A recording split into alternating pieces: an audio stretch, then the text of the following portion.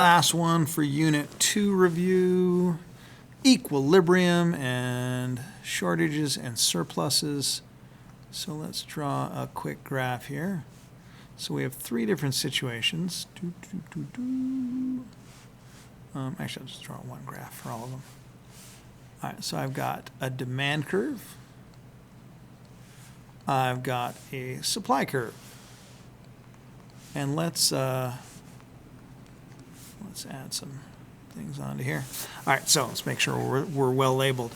So here's the thing. I've got a demand, I've got a supply, and what happens here, let's say this is the price.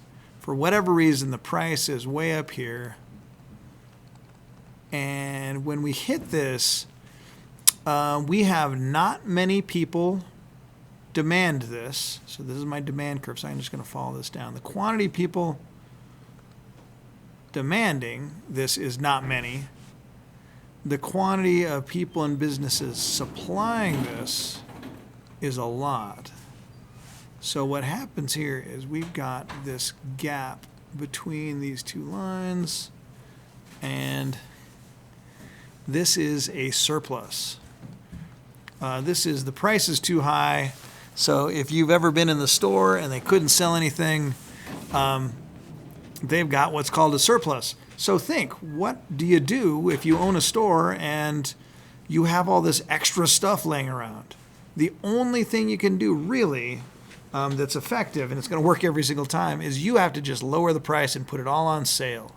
So a surplus is going to happen when the price is too high, and to fix that, you got to make the price lower. Okay. All right, so let's go to, and I started on surplus. I should have started on shortage. So let me back up here. So now let's make the price. So that was surplus. So now let's probably make the price too low. So let's put the price down here.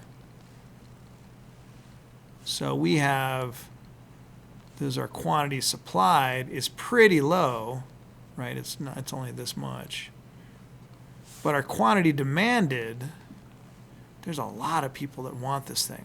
So this is, the price is too low. So we've got a giant line of people outside wanting to buy this, and I don't have enough to sell them. So what I can do, and probably the best thing I can do, because I right now have a shortage. If there's a shortage of something, the easy way to get rid of this shortage is to raise the prices. Okay, so I've got all this demand and very little supply. So in order to get those together, we want to be at equilibrium. So that's what we're doing next. So if the price is too low, we have a shortage. Back out of here. Undo. Lots of undoing. More undoing. So what will happen eventually is we will settle right here where X marks the spot. This is going to be our equilibrium price, EQ price, and this is going to be our equilibrium quantity. And that's it. It's just that simple. X marks the spot. So on the test, I will do things to you every once in a while, like we have this equilibrium price and this equilibrium quantity. What happens if this product gets super popular and the demand increases, like we did a couple of boxes above here? So if the demand increases, we get a new equilibrium. The prices are going to go up. The quantity is going to go up. So if something like this is presented to you on the test, I highly recommend draw your demand curve, draw your supply curve, and get it together. That's it. And the bottom three, again, think of three real-life examples. What could happen? What could make the demand curve change? What could make the supply curve change?